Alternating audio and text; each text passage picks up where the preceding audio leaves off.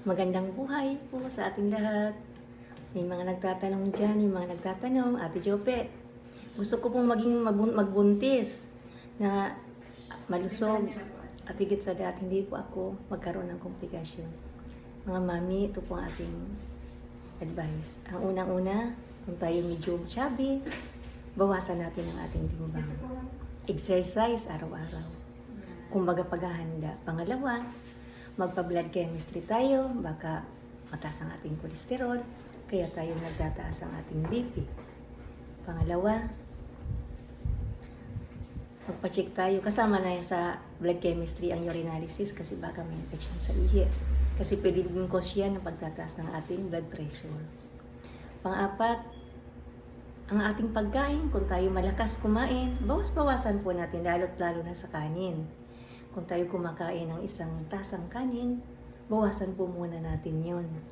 Bawasan, pili naman natin makuha ang calories o ang kanin sa ibang mga pagkain. Damihan na lang natin ng ulam. Yung kanin, kumbaga, konti lang.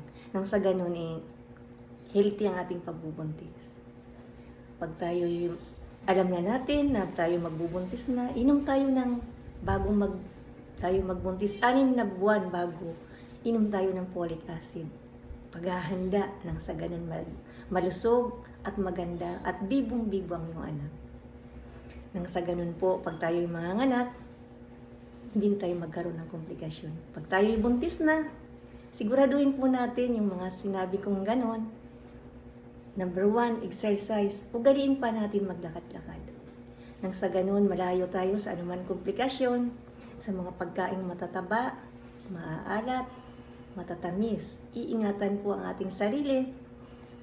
Nang sa ganun, pag tayo'y magbuntis uli, may preparasyon, may paghahanda tayo, at higit sa lahat, hindi na tayo magkaroon ng komplikasyon habang tayo nagbubuntis.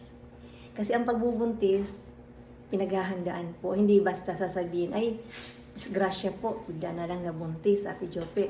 Kaya wala po sa plano. Ang pagbubuntis po ay pinaghahandaan. Para po yan jewelry na gusto mong bibilhin, paghahandaan mo nang sa ganun, mabili mo siya. May pag-iingat sa inyong pagtatago. Ganun din po sa ating kalusugan, dahil ang ating kalusugan ay isa na rin pong kayamanan. Kaya mga mami, yan po ang ating gagawin.